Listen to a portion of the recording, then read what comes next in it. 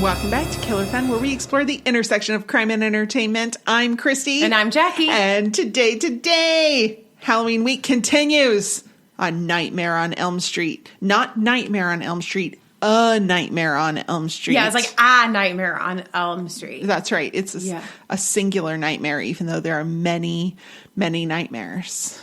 But they're literal nightmares, not how you might call it's a nightmare, like it's a literal nightmare, not a where you might call a situation a nightmare. Right. And it's a living nightmare because you don't necessarily have to be asleep, as you find out later in the series in a complete bash of continuity.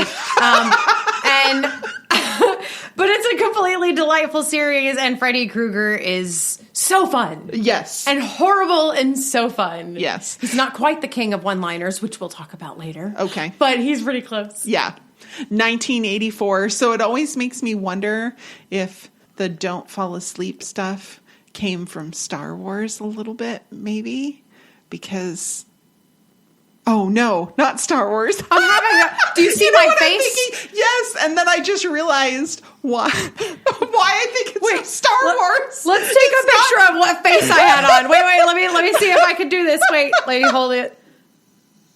I just realized it's not really Star Wars. It's from the Seagulls song. Seagulls, stop it now.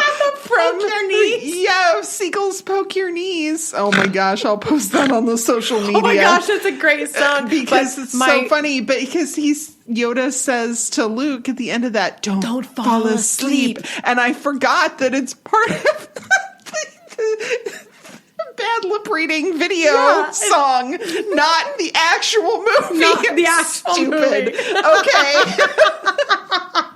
That's awesome. Oh my gosh. That's what I get for having a spur of the moment thought and then just throwing it out there. Never mind. Rewind. Right, so, Nightmare on Elm Street, 1984. Let me read you the IMDb. One line. Oh, if I can breathe. Okay. The monstrous spirit of a slain child murderer seeks revenge by invading the dreams of a teenager whose parents were responsible for his untimely death. That makes it sound like a lot more serious than it really is. Yeah, it's a much campier, sillier, Campy funnier. is a perfect description for this whole series, but it's absolutely a must-watch. Absolutely. Yeah. It's just so good. Yeah. Mm-hmm. Yeah. Mm-hmm. I mean, a slasher, but in the, like, I'm going to laugh and have a good time slasher, not the... Yeah, like the first one probably has like more jump scares or more of a serious tone than some of the later ones. Mm-hmm. But it's almost like they just wanted to haunt Hollywood or the Hollywood's future as children. Because like, you know, all the young actors and actresses that are in this whole series, but it's like a whole who's who of Hollywood. Oh, yeah. It's kind of interesting. Hello, Johnny Depp. Oh, adorable little baby Johnny Depp. He's so cute. He is a cutie. So this is the second time we've seen director Wes Craven on our list of Halloween week stuff. He also did Scream in 1996, but where that one differs, he wrote A Nightmare on Elm Street. Oh yes, this is his baby. This was his thing. This is really kind of what put him on the map, I think. Yeah, so.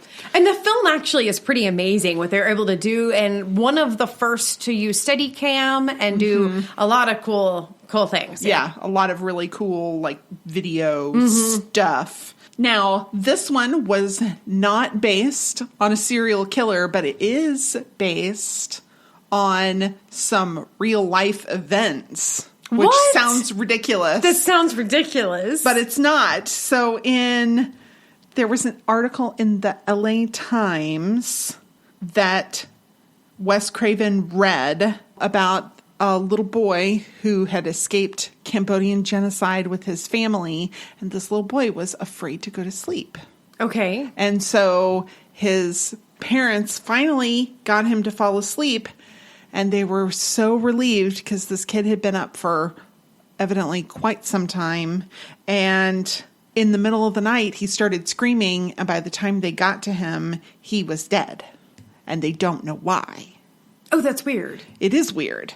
And it was a whole thing. There were dozens of Southeast Asian refugees who had similar experiences, primarily young men, all of this one particular ethnic group who'd escaped from Cambodia because of the genocide.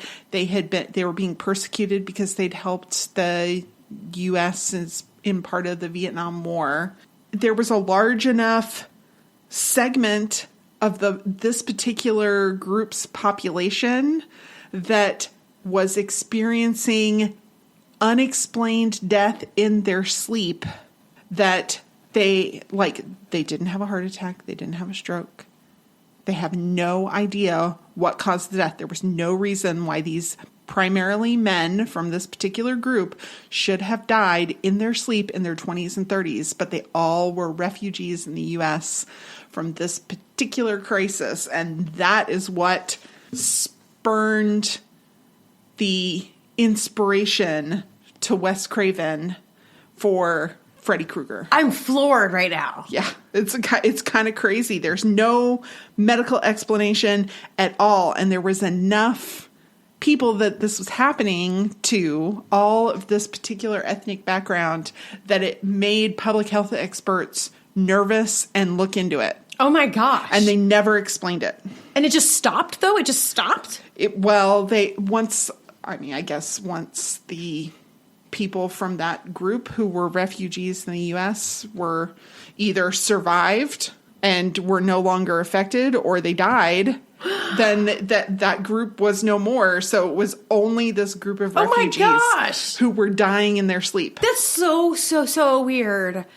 I have to tell you, I didn't really actually expect anything for Freddy Krueger to have like some basis in reality. Yeah, some real, actual scary crap going on there. It's called sudden unexplained nocturnal death syndrome. What, sins? Wait, did I hear that? SUNDS. SUNDS. Unexplained nocturnal. Sudden unexplained nocturnal death syndrome. Okay. SUNDS.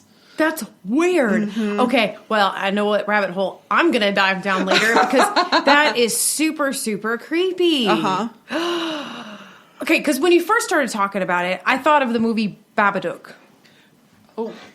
Babadook was about a child who wouldn't sleep and kept terrifying their parents, and it was really, really scary. And, and so when you first started talking about it, I was like, oh, a kid who doesn't want to go to sleep. But, Babadook was all about anyways, that was really, really scary. If you have small children, do not watch this movie. Oh, okay. Yeah. Because if your kid has ever been 2 inches from your face and then you wake up and they're there. Oh, yeah, that's scary. Yeah, it's always kind of frightening, except then they're always so cute and they go, "Can I have some cereal?" Oh, that deep voice, that was my kid. I know that your kid doesn't talk like that, but when my kid was little, he'd come up and he'd be an inch from my face. We didn't know he was blind. We didn't know that he didn't have good sight. So we always just thought he was sweet.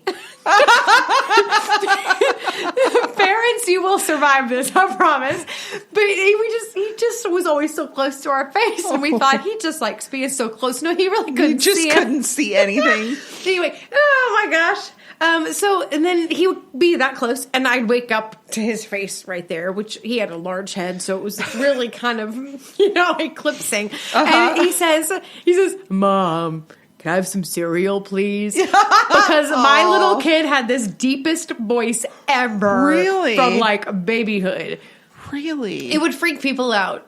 Yeah. And no, there might be an actual reason for this, because he had a lung disorder and ciliary dyskinesia, which was downgraded to secondary. So if you know what that is, don't panic. It actually turned out to be a good story and good ending. But because there's a lot of people who don't have good endings with this particular disorder.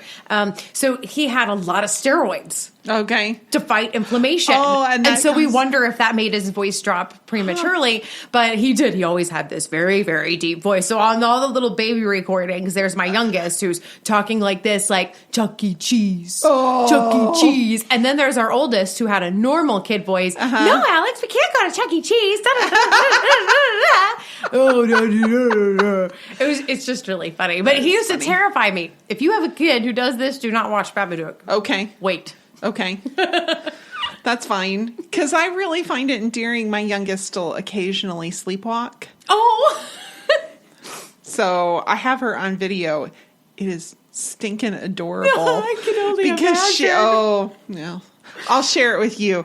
I'm not going to share it with our friends and fans because it's not really my video to share. Well, yeah, that's a private thing. That's right. That's okay. But you can find all of the cool stuff we do post on Facebook, Killer Fun Podcast, exploring the intersection of crime and entertainment. You can find us on Twitter at Killer Fun Pod, or you can send us an email, killerfunpodcast@gmail.com. You mentioned one-liners. It's interesting that Wes Craven would give one-liners, good one-liners to Freddy Krueger, because Fred Krueger was the actual name of Wes Craven's bully when he was a kid. Oh, really? Yes. And he kind of made him out. Well, good on you, Wes. Yeah, he kind of gave him he made him awful and terrifying and scary, but also gave him funny lines. Yeah. Yeah. Though that's good on him. Yeah. It is really good. Some of those lines, they are classic. And boy, I got to tell you, the way they are delivered, I mean, the actor did such a great job. And he played that role for so many years. But he's so good. Yeah. Yeah. Super fun. Awesome. What's up next on our docket? Next, our final one, Halloween. Ooh. On Halloween, we're going to talk about the quintessential slasher fun movie that you have to watch around Halloween because it just is. It is. It's name. Halloween. It's got the name and yeah. So you can find that in your feed right now, or you can listen to it tomorrow. But do join us for the conclusion of Halloween week. Yes, countdown to Halloween. See you then. Bum, bum, bum. Da, da, da, da.